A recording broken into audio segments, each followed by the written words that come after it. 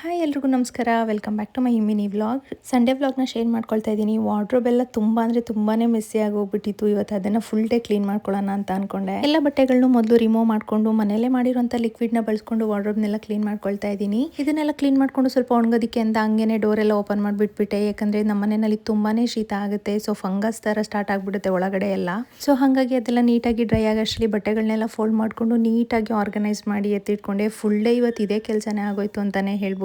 ಇನ್ನು ನಮ್ಮ ಮನೆಯಲ್ಲಿ ಸ್ನ್ಯಾಕ್ಸ್ಗೆ ಅಂತ ಹೇಳಿ ಯಾವಾಗ್ಲೂ ಡ್ರೈ ಫ್ರೂಟ್ಸ್ ಲಡ್ಡು ಇದ್ದೇ ಇರ್ತಿತ್ತು. ಇವಾಗ ಅದು ಕೂಡ ಖಾಲಿ ಆಗಿತ್ತು. ಸರಿ ಇವತ್ತೇನಾದ್ರೂ ಅದ್ರ ಆಲ್ಟರ್ನೇಟಿವ್ ಆಗಿ ಏನಾದ್ರು ಮಾಡ್ಕೊಳ್ಳೋಣ ಅಂತ ಮಾಡ್ಕೊತಾ ಇದ್ದೀನಿ. ಕಡಿಮೆ ಇಂಗ್ರೀಡಿಯೆಂಟ್ಸ್ ಇದ್ದಿದ್ದರಿಂದ ಅದನ್ನೇ ಬಳಸ್ಕೊಂಡು ಇವತ್ತು ನಾನು ಕೊಬ್ಬರಿ ಲಡ್ಡುನ ಮಾಡ್ಕೊತಾ ಇದ್ದೀನಿ. ಈ ರೆಸಿಪಿನ ಮಾಡ್ಕೊಳ್ಳೋದಕ್ಕೆ ನಾನು ಒಂದು ಬೌಲ್ ಅಷ್ಟು ಕೊಬ್ಬರಿನ ಮಿಕ್ಸಿನಲ್ಲೇ ಪುಡಿ ಮಾಡಿ ಎತ್ತಿಟ್ಕೊಂಡಿದ್ದೀನಿ. ನಂತರ ಒಂದು ಬೌಲ್ ಅಷ್ಟು ಕಡಲೆ ಬೀಜನ ಉರ್ದಿ ಸಿಪ್ಪೆ ತೆಗೆದು ಎತ್ತಿಟ್ಕೊಂಡೆ.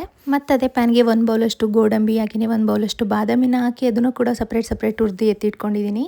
ಮತ್ತೆ ಒಂದು ಸ್ಪೂನ್ ಅಷ್ಟು ತುಪ್ಪನ ಹಾಕಿ ಬಾದಾಮ್ ಗೊಂದ್ ಅಂತ ಹೇಳ್ತೀವಲ್ವಾ ಅದನ್ನ ಕೂಡ ಹಾಕೊಂಡು ಅದನ್ನ ಕೂಡ ಈ ರೀತಿ ಉಬ್ಬೋವರೆಗೂ ಹುರಿದು ಎತ್ತಿಟ್ಕೊಂಡು ಲಾಸ್ಟ್ನಲ್ಲಿ ಎಲ್ಲವನ್ನು ಸಪ್ರೇಟ್ ಆಗಿ ಪುಡಿ ಮಾಡಿ ಎತ್ತಿಟ್ಕೋಬೇಕಾಗತ್ತೆ. ಮತ್ತೆ ಒಂದು ಪ್ಯಾನ್ಗೆ 2 ಸ್ಪೂನ್ ಅಷ್ಟು ಮನೆಯಲ್ಲೇ ಮಾಡಿರೋಂಥ ತುಪ್ಪನ ಹಾಕೊಂಡು ಕೊಬ್ಬರಿ ಹಾಕಿ 2 ಕಪ್ ಬೆಲ್ಲನ ಹಾಕೊಂಡು ಅದು ಸ್ವಲ್ಪ ಮೆಲ್ಟ್ ಆಗೋವರೆಗೂ ಈ ರೀತಿ ಹುರ್ಕೋಬೇಕಾಗತ್ತೆ. ಎಲ್ಲ ಪುಡಿಗಳನ್ನ ಇದಕ್ಕೆ ಮಿಕ್ಸ್ ಮಾಡಿ 1 ನಿಮಿಷ ಚೆನ್ನಾಗಿ ಹುರ್ಕೊಂಡು ಉಂಡೆ ಕಟ್ಟೋ ರೀತಿಯಲ್ಲಿ ಅದನ್ನ ನೋಡ್ಕೊಂಡು ಎತ್ತಿಟ್ಕೊಳ್ಬೇಕಾಗತ್ತೆ.